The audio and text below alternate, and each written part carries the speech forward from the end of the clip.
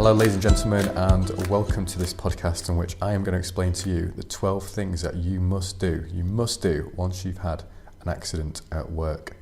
Number 1, first of all, the most important, focus on your injury. Forget any accident claim that may be brought in due course. Focus on you, get yourself better. Find the first aider in your workplace or summon them from somebody else.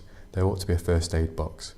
If you've got a head injury, please take particular care because the decisions that you're making at this time could be completely flawed. If someone recommends you go to hospital, or if you want to go to hospital, go. If you need an ambulance, take one. There's no shame at all in seeking an ambulance to take you to hospital in the event of a significant injury in the workplace. Number 2, tell your colleagues that you've had an accident. They may be working in a noisy environment and maybe nobody has seen that you've suffered an injury. Make sure that people, particularly people that you trust, are aware of what's happened to you so that they don't get injured themselves, but also that they can record it in the accident book if nobody else will do so. It's absolutely imperative that an accident that's happened to you does not happen to anyone else in your workplace. That would be ridiculous. Number 3, make sure your manager knows. There's bound to be protocols in your workplace that you must follow when there's been an accident at work. Follow them. Disciplinary action against you or others may take place if you do not follow the protocols, even when you have suffered an injury through no fault of your own. In due course, you may want to ensure that the health and safety executive are involved in the accident, post-accident reconstruction and investigation to ensure that it does not happen again. The health and safety executive usually get involved when injuries are particularly severe or of a particular type. Remember, if your manager says to you that in his or her opinion the accident was entirely your fault or partially your fault, it is not quite gospel. They are not lawyers, nor are you. If you need to take legal advice, take legal advice, but at this stage in time, just ensure that your manager is aware of the accident. Number 4, as I've already alluded to, ensure that somebody records the accident in the accident book and that the circumstances of the accident are correctly recorded. I've lost track of the number of times where an accident book entry is completely erroneous, flawed, false, deliberately false, just to cover up what an employer has done.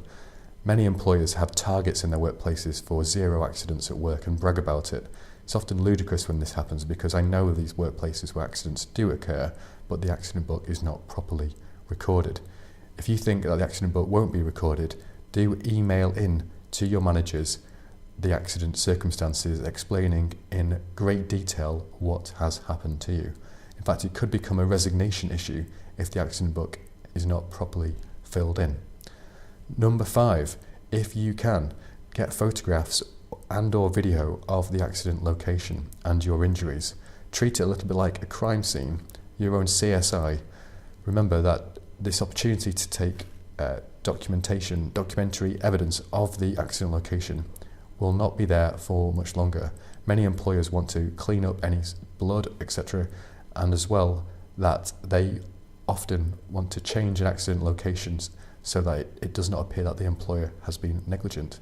No personal injury solicitor will ever be annoyed with you if you've taken too much evidence, because you cannot take too much evidence. So if in doubt, gather evidence. Your lawyers will love you for it and it will assist your claim in due course. Number 6, if you can, involve a reliable colleague. When accidents at work happen, particularly if you're off work for a long period of time, it's important that you've got someone on the inside who's your friend, who's fighting your corner. Very often, incidents that have occurred when someone's then off sick are not properly dealt with because the employee is there not fighting their own corner. So if you've got a friend at work, keep in touch with them and make sure that your voice is heard in any accident investigation. Number 7, very important, you must diarise your symptoms. This means that you must record on paper or on a phone or tablet exactly how you feel, how the accident has impacted upon your physical health, on your mental health, etc. Remember, an accident claim may take many, many years to come to a conclusion, particularly in serious injury cases. And if you don't write down the feelings that you've had, the nightmares that you've had, the inability to move some of your parts of your body, then you may well forget it. and your claim may be reduced in value if you've not recorded your symptoms properly. Number 8, go to the GP and the hospital if you need to go. If in doubt, just go. This is well after the event. Protect your case. Make sure that the medical experts who are treating you write down exactly what has happened to you. Spell it out to them very clearly, because what is written down by GPs and nurses and doctors can have a huge impact upon your case in due course, as well as your own treatment.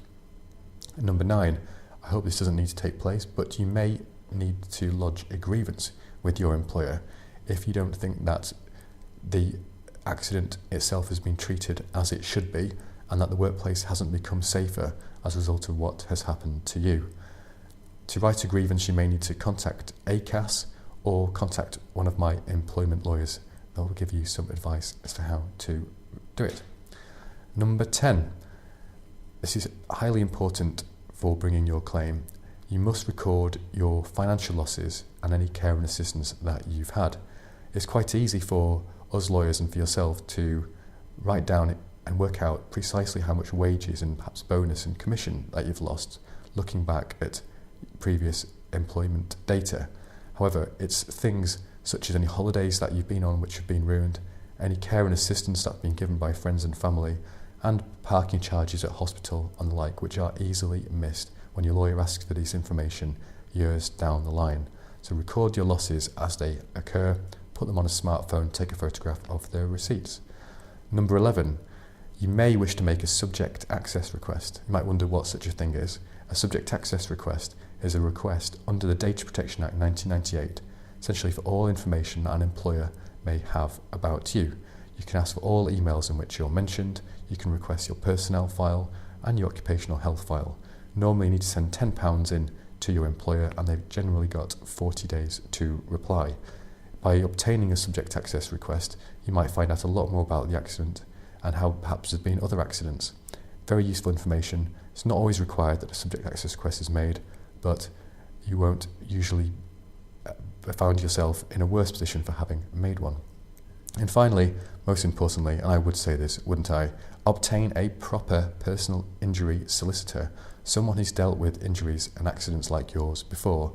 Just because someone is a solicitor does not mean that they know all there is to know about accident at work claims. Accident compensation is hugely complicated. I can tell you if I put 5 personal injury solicitors in a room and give them one accident at work scenario, you may well get 5 different answers. But at least you've got 5 different answers from 5 personal injury solicitors who know what they're talking about. Do not use a claims management company at all. There is absolutely no need to use one, and ensure that the person dealing with your case is not a paralegal. If you want a no-win, no-fee agreement, you might as well get for the best. So thank you very much, ladies and gentlemen, for listening to this podcast. I hope you found it useful. If you need any more help, contact me, Andrew Gray, at andrewg@truthlegal.com. Thank you.